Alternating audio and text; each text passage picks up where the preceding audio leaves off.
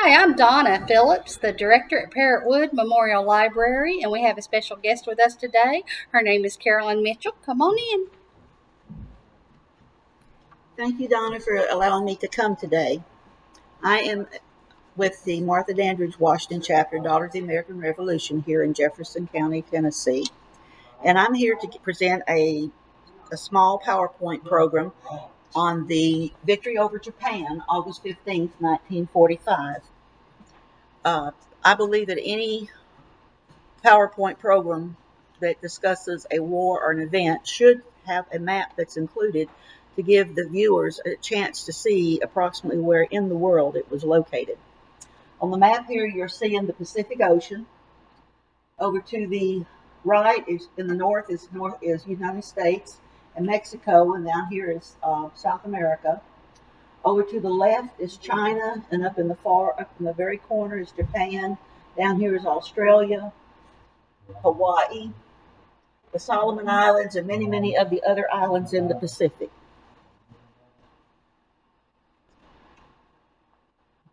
In order to talk about victory in Japan, we first need to talk about Pearl Harbor. On December 7th, 1941, on a beautiful Sunday morning, early in the morning, Japan attacked Pearl Harbor with a force of several hundred airplanes. It was a surprise attack, and almost all of our Pacific fleet was ruined. There were over 8 aircraft carriers and battleships that were destroyed.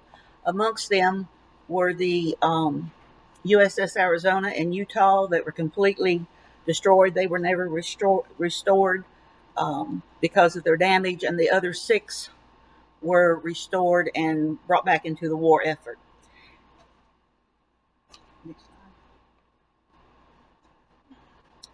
When Japan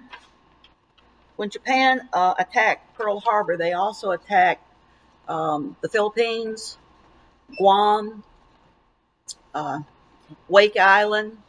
They attacked Thailand on the next day, and their thought was to destroy all of the American ships and forces in the Pacific area, because they had plans to take over and conquer many, many islands and many countries in the Pacific. And they needed to destroy the American fleet in order to accomplish their goal. When they attacked Pearl Harbor, like I said, they attacked the Philippines within about 8 hours. And we had forces in the Philippines. And the Americans were caught off guard there, as well as all the other places that the surprise attack started.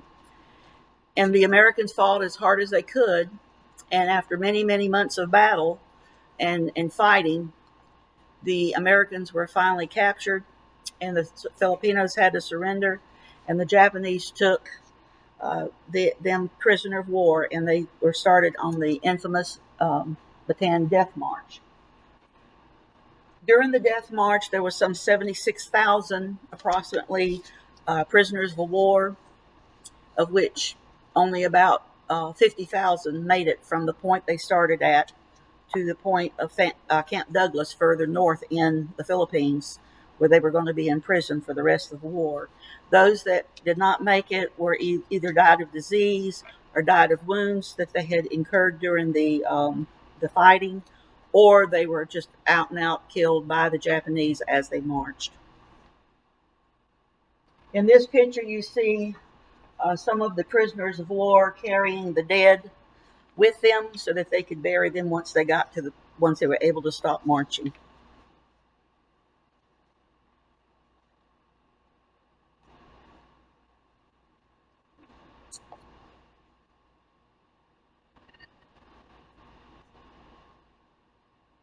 The Battle of the Coral Sea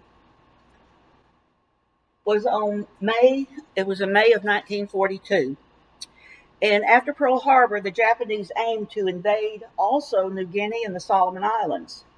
And since they had lost so many ships after Pearl Harbor, Australian ships helped them to intercept the Japanese.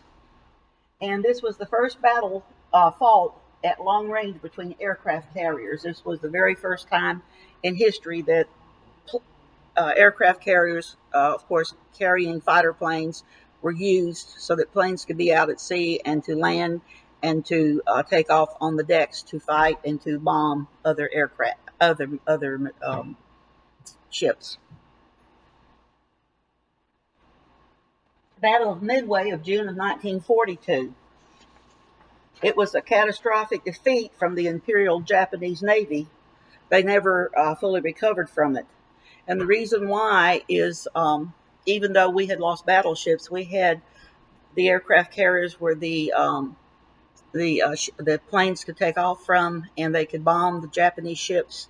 And one of the big things that really helped us to win that battle was the Native American code breakers. They used their own language, their own native languages, to give messages to the Allies so that they could know when and where the Japanese ships were. And since the code or the language was not a code, it was actually a language that the Japanese did not know about, and so we had this superior lead in winning the battle. During the same time that the battles were going on, there was a group of Marines and Army military personnel that were doing battles on land. They would be brought into shore on the various islands, and they would come ashore in landing barges, and then they would come to the islands where the Japanese had dug in and had offensives set up, and they would go into hand-to-hand combat. They would go in with aircraft. They would go in with tanks that were landed, and they would fight the Japanese on each island. As they cleared each island from the um, Japanese soldiers, and they would be moved and go to another island, and they continued doing this throughout the islands. As they left to go to other islands, some Americans were left to keep control of the island so the Japanese could not come back. And this was all in the Philippines, the Solomon Islands, the Marshall Islands, um, all in here, all of these islands, the Marianas, Guam, Marshalls, the Philippines, um, the Solomon down here, Guadalcanal, and this is a map of the South China Sea. This is a picture of one of the barges that the soldiers would come into from the big ships, so they would be landed on the island. I included this picture because it's the 37th Infantry, Army Infantry, and it was made up of, it was a division that was made up of many, many troops from Tennessee, Kentucky, West Virginia, and this area. Of course, there were troops from other states, but predominantly they were from our area, and they were with the group of General Douglas MacArthur, and it was an Army unit.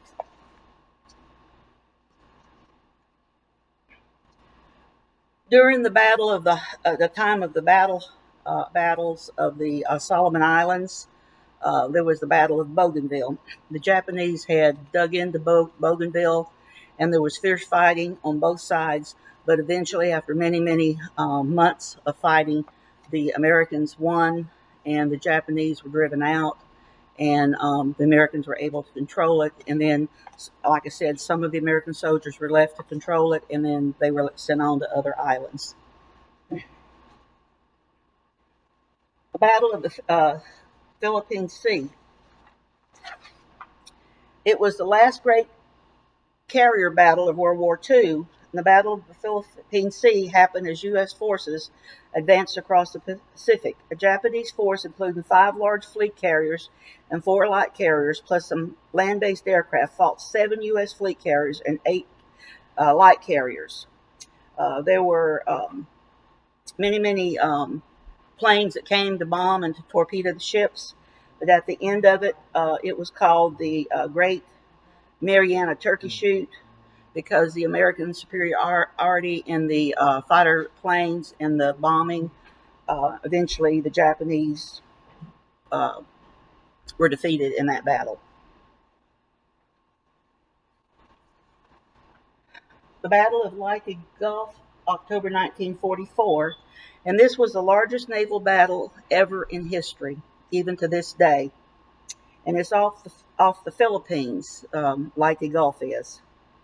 And all available Japanese forces were thrown into the area, but the separate units failed to unite. They were kind of disorganized, and resulting in several actions scattered over a wide area. All four of the Japanese light carriers were sunk, as were three battleships of the Japanese. Um, this battle also marked the first use of a desperate new tactic. The Japanese realized that they were beginning to lose and lose terribly, and they introduced the tactic of kamikaze warfare. And this was Japanese pilots, when they left their ship or they left the mainland, they knew that it was a suicide mission. And they knew that they only had fuel to get to their target. And they knew they were not coming back. So once they bombed the ships that are the targets that they were after, if they were shot down, rather than go into the sea, they would actually crash their aircraft into the planes of the ships of the Americans, and commit harikiri, not harikiri, but they would commit suicide by giving all that they could for their emperor. Next slide.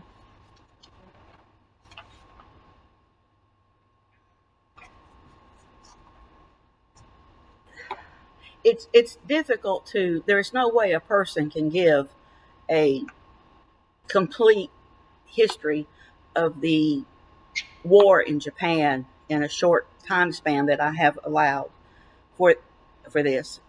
But I'm just trying to give an overview of what happened. The Battle of Iwo Jima was not really a major battle, as far as some historians say. However, there were 20,000. The Japanese had gotten the control of the island, and they were dug in. They were dug into caves and so forth, and they refused to surrender. And it was over 20,000 Japanese who dug in. And although they were numbered 5-1 with no prospect of victory, the Japanese put up strong resistance, and virtually none surrendered. So therefore, almost all of the Japanese soldiers that were on the island, were killed in battle. The reason why we really recognize Iwo Jima like we do is because of this iconic picture that this monument was made from. It was taken during the war at the end of the Battle of Iwo Jima. The Americans raising the American flag. I chose to use the picture of the monument that's in Washington, D.C., on near Arlington Cemetery on a Marine base, because this is a monument to the Marines that fought in the South Pacific during World War II. I was able to visit this when I was in Arlington, in Washington, D.C., and visiting Arlington Cemetery. And when I got there, I was shocked, because the statue that you see looks small, but when you go there, I would stand about that tall, right here. My head would come about that. This is about maybe 40, 50, 60 feet long, and all along in the marble is the battles that the Marines and the Navy participated in. And I felt like that this was also a monument to the men who were in the Army as well, because my father fought in the Pacific. He fought in Bougainville. He fought in the Battle of Luzon. And he was in the island hopping, and all the islands that he went to are here. So if you have an opportunity to go to Washington, D.C., please take the opportunity to see it, because it's a magnificent monument. Right after Iwo Jima, President Franklin Roosevelt died. Now everybody now knows that he had many um, uh, health problems, but it was greatly hidden from the American people. He was in a wheelchair, and many Americans did not know that, because when they would photograph him, they would photograph him sitting in a chair. They would photograph him sitting behind a desk. They would photograph him sitting in a car. If he walked, he had to walk with braces. They did not allow pictures of him with the braces on. He had polio as a child, and he would have to go to like Warm Springs, Georgia, where he had a place what they call the Little White House that is now part of the National Park System, and he would take therapy. But he was very, very ill during the war years. And during the night, he died of April 12th, 1945. He died. And this is a picture that I chose out of the Knoxville News Center. Roosevelt dies. He passes at Warm Springs, Georgia resort, and then Truman sworn as his president. And this is a picture of Harry S. Truman. He had been the vice president. He became the president, of course, after FDR died. And he went on later to run for office, and he was elected for another uh, uh, service of office, and he was the president during the Korean War. After FDR died, this was all going on in history, the Battle of Luzon. By this time, the Americans had pretty much defeated the um, Japanese at sea in most of the naval battles. The islands that the Japanese had attacked and had invaded had pretty well, most of them had been cleaned out by the Americans. And this is the battle where the Americans came back to the Philippines to get the Japanese out of the Philippines. And it was the largest of the Luzon is on the largest of the Philippine Islands. And General Douglas MacArthur had famously said at the time of the Battle of the Philippines on the island when it was invaded, that he would return, because he was told that he had to leave because they felt that even though that the Americans were losing and they knew that they could not defend the Philippines, the higher military officials wanted General Douglas MacArthur to leave so that he could command the forces during the war. They felt that his expertise was needed more than to have him surrender to the Japanese. So when he left, he made the famous words, "I will become." And during the Battle of Luzon, the Japanese had heavily dug into the area of the Philippines, and they had made their way into caves and into places where it was very difficult to get them to surrender. And during the time of the battle, the Japanese suffered very, very heavy losses, and when more than 200,000 Japanese soldiers were killed in the Battle of Luzon, compared to 10,000 Americans, making it the bloodiest action that the Americans had during World War II in the Battle of the Pacific. In spite of the Japanese losing ships and losing their men and losing the battles, the Japanese would not surrender. They were told by their officials and by the emperor to be ready to fight to the last man, woman, and child. During the time of World War II, we all know now that there was the Manhattan Project in that was actually over here in Oak Ridge, Tennessee. And at the time, it was called the Secret City. People knew something was going on with the military or something with the government, but no one really knew. But it's people who were and high officials, and not all high officials, the American government even knew. Truman knew. Roosevelt knew. Some of the generals knew.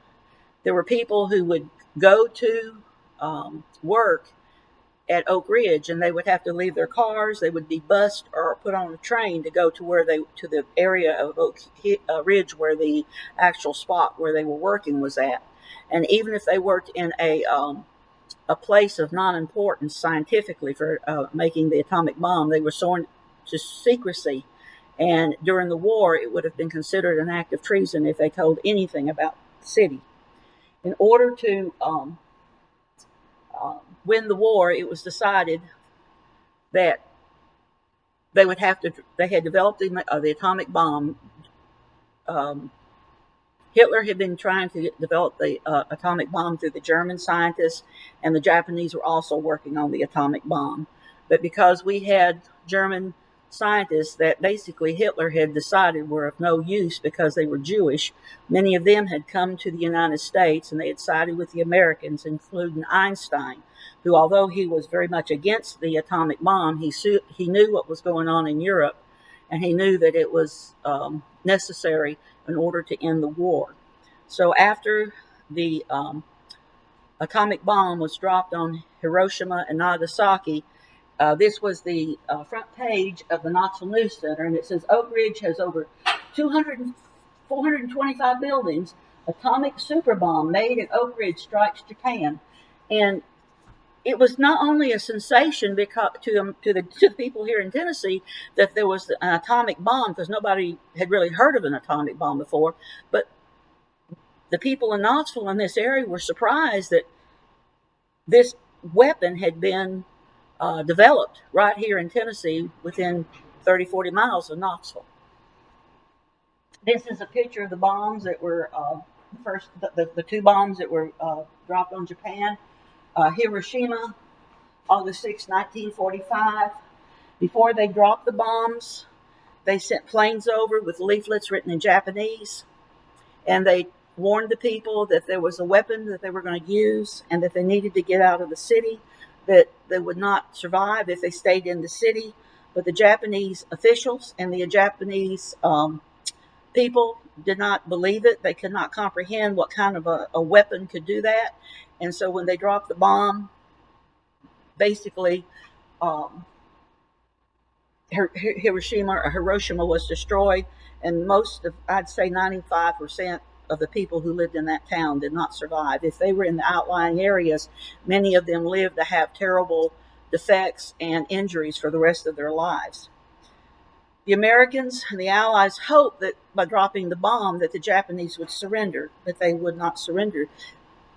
Because of misinformation and not understanding just how bad it was and the confusion, they didn't understand. So on August 9th of 1945, the second bomb was dropped, and it was dropped on Nagasaki. When this bomb was dropped, the Japanese realized that they had no choice but to surrender. This is just a picture of an aerial of aftermaths of one of the bombs. You can see it's pretty well utter destruction. Anything within the path was incinerated, and there was just nothing left but the people or the buildings.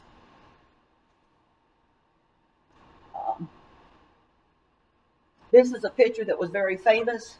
It came. Japan surrendered, or they were defeated, and the Japanese war was over on August 15th of 1945, and there was great celebrations throughout the world. And this is an iconic picture that was taken in New York City where people were celebrating the end of the war, World War II. And this just happened to be a picture of a sailor who was celebrating, and he was out celebrating, as were many of his shipmates and many New Yorkers. He saw a young nurse come by, and he grabbed her and he kissed her, and a photographer got it, and they put it on the front page. And we remember this picture as the ending of the ending of all of World War II. And I might make a note that the nurse who is in the picture actually passed away only about a month ago. Next slide.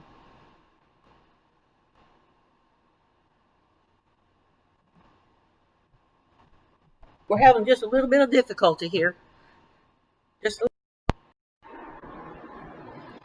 Thank you for bearing with us with our little technical difficulty. We had a little problem with the slideshow. After the Japanese were defeated and the war actually had ended, it wasn't until September 2nd of 1945 that the Japanese officials officially surrendered on the battleship Missouri in Tokyo Bay off the coast of Japan. And this is a picture of the delegation of the Japanese that came to surrender. Um, And the soldiers, the sailors that were on the battleship Missouri. Next slide. One of the people who signed for the Americans was General Douglas MacArthur, because he was the premier commander of the forces in the Pacific during World War II. You see another picture of some of the other Americans signing the surrender papers, and this was unconditional surrender. When the Japanese came aboard, they were not giving any honors, any military honors. It was just quiet, no band, no nothing.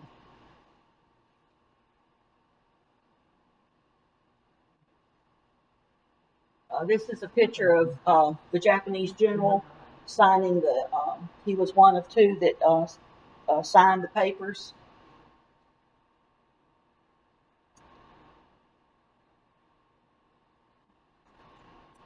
And this is a picture of Emperor Hirohito of Japan. Now, Emperor Hirohito of Japan, during the war trials, that they did have war trials after the battles in Japan, just like they did in Germany. He was not convicted of any war crimes because he was basically a figurehead, and so they did not put him in prison or give him any um, sentencing for his part in the war because basically he was a figurehead.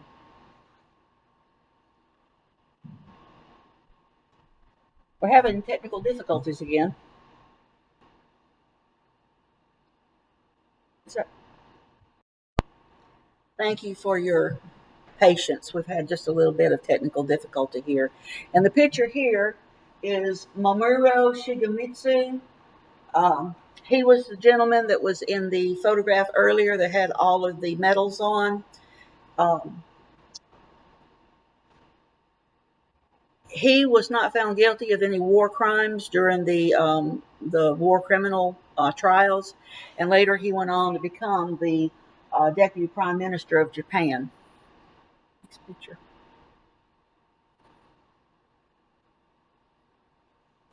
This is a picture of General Yoshihiro Umezu, and he was one of the Japanese generals that we saw previously signing the surrender papers. He later went on to be tried during the war criminal trials of the war in Japan, and he was found guilty and he was given a life imprisonment. He died in 1949 of natural causes, but I will note that it is stated that before he passed away of colon cancer, that he had converted to Christianity. I've included this one Japanese soldier. The Japanese were very intent on winning the war, and they loved their country, and they believed in not. They were told by their emperor and by the officials not to surrender, not to continue fighting as long as they could. And this is a picture of Hiru Onoda. I think I pronounced that right. And he was the last soldier, Japanese soldier, to surrender. And he did not surrender till March 11th of 1974.